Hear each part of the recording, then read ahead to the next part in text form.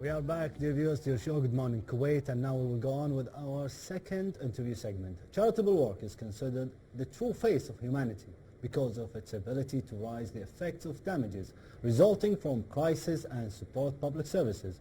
Namaء Charitable Society for Social Reform is a humanitarian institution founded in 1977 in the state of Kuwait and expanded in the regions and the governorates under the name of Zakat Committees, with humanitarian regional and global organizations through a work environment that adheres to professional principles and ethical values. We are pleased to have with us today مرشد الرشدان, Head of the Administrative Support Sector at Namaء Charitable Society. Hello and good morning, Mr. مرشد. Good morning, Mr. Saad. I'm very pleased and honored to be here today at KTV2 and having this opportunity to speak and give some highlights on volunteer work. I believe is a very important issue, Yes. especially as we know today is the day where the world is all celebrating. Yes.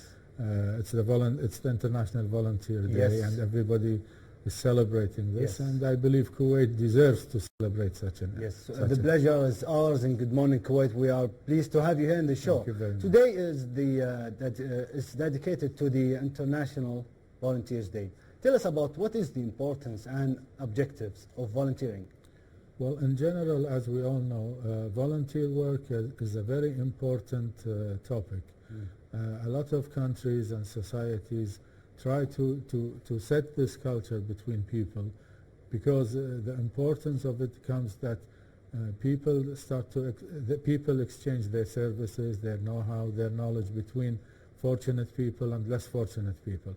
In addition to that, when communities buckle up together and support each other one to another, the agony and when crises happen, it helps relief because people feel for each other, and it creates one type of bond where rich people feel for the poor people and vice versa.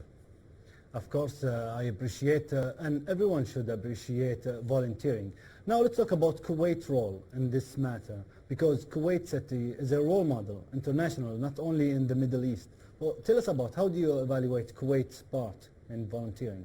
Well, to be honest, as you know, Yes. Kuwait has been nominated to be the center of humanitarian Yes. action at the time of our previous Sheikh Sabah al-Ahmed, may Allah subhanahu wa ta'ala rest his soul. Inshallah. And the United Nations, when they decided to nominate Kuwait to get this honor, definitely they've evaluated all the efforts that Kuwait has done among decades and decades. It was not just an honor to be given based on simple information. Yes. They've track record all the achievements that Kuwait has done. And as we all know, Kuwait for years and years were always on the side of international communities, for countries. They were always supporting less fortunate communities to help them develop their capabilities and to help them become, to get a better life and a better standard of living. Sure, this is the state of Kuwait, and we are State of proud of that. Let's talk about Namaء Charitable Society. It's founded back in 1977. It has a lot of work, a lot of contribution to our society here in Kuwait, and of course outside. Tell us more about the role. Okay, when Namaء started in 1977, it started with a focus on supporting all its charity work was centralized inside Kuwait. In 2020, our board of directors have decided that Namaء has to have a role to extend its role from being inside Kuwait to go regionally and internationally. And based on that, we have a two-legged strategy where 30% of our activities are focused internationally, 70% of our activities are focused inside Kuwait.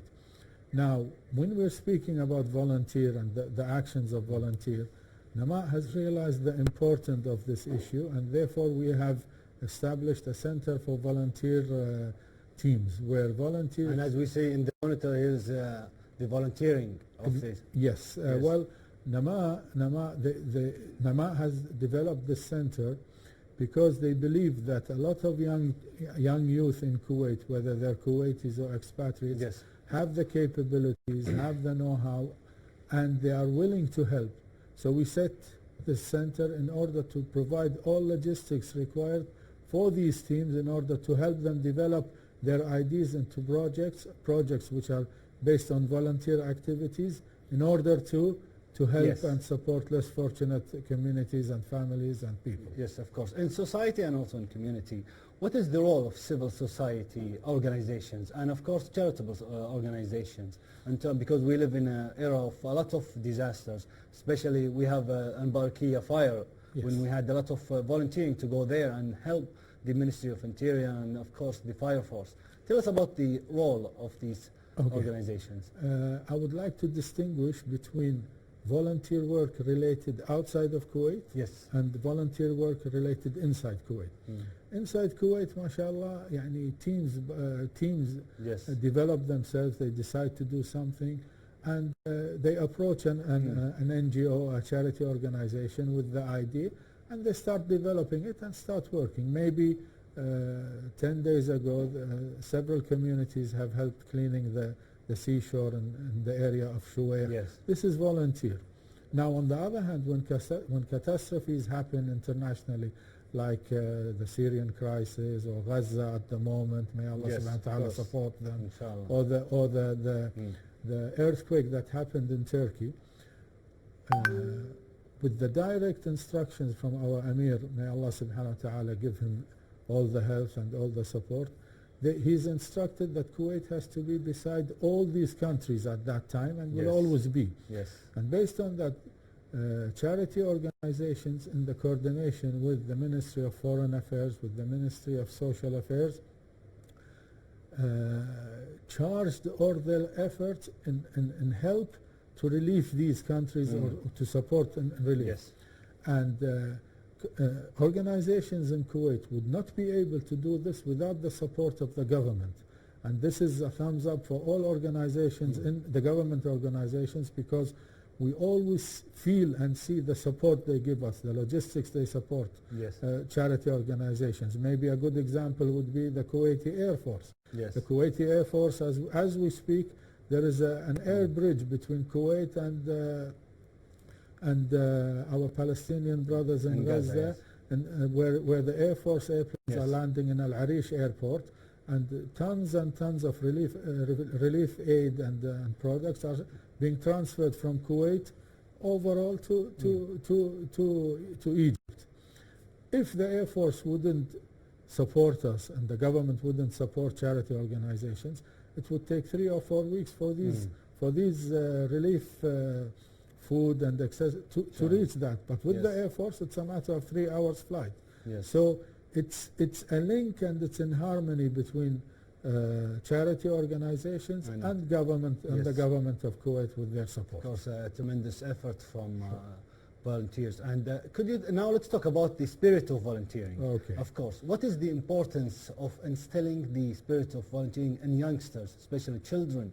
And why do you think this spirit of volunteering will change their personality even? Okay. It's a very strategic and deep question, and I thank you for that. Yeah.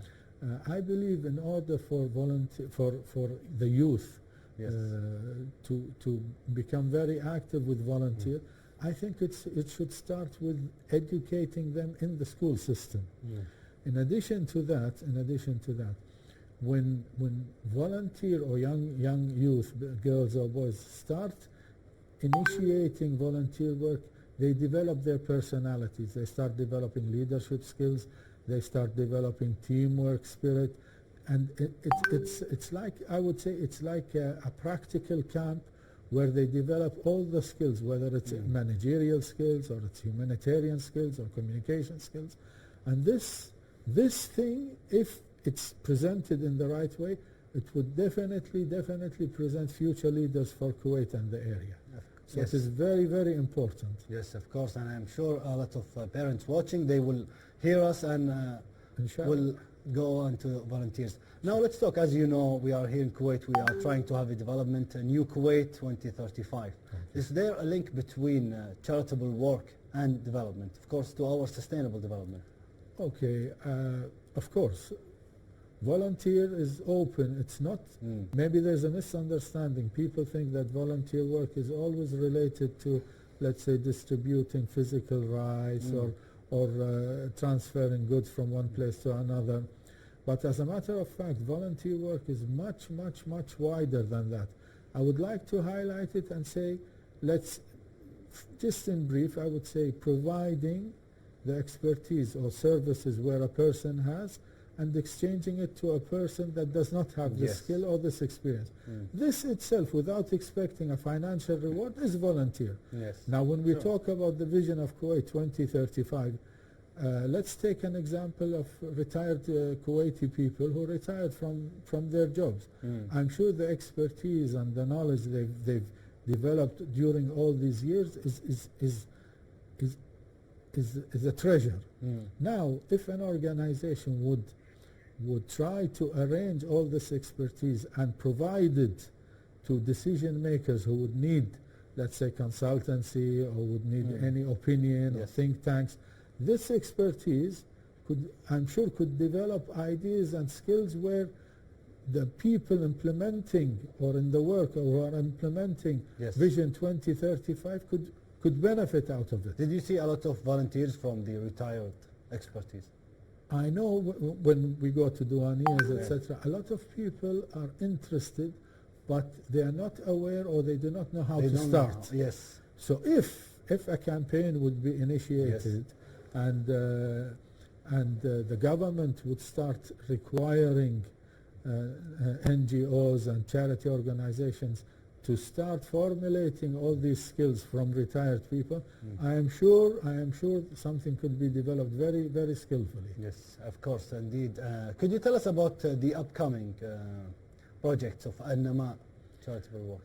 Okay, how they say, business as usual, but at the moment, Nma'at is focusing on trying to help and link donators of Kuwait with less fortunate families and widows inside Gaza.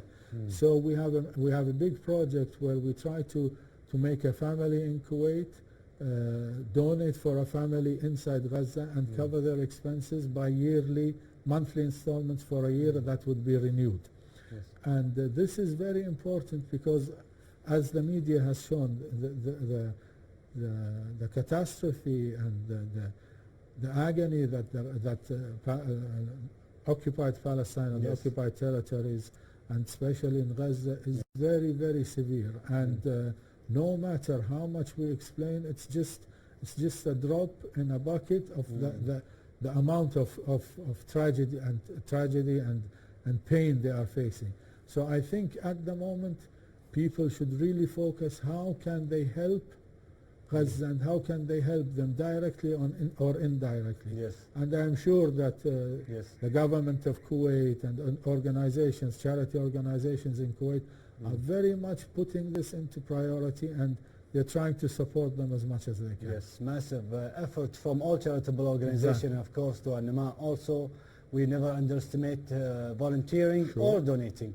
Thank you so much, Mr. Thank you very much, Mr. Saad, and it was a pleasure to be here, and I thank you. You are welcome, and we are happy to have you. That was مرشد الرشدان, Head of the Administrative Support Sector at Nma'at Charitable Society for Social Reform.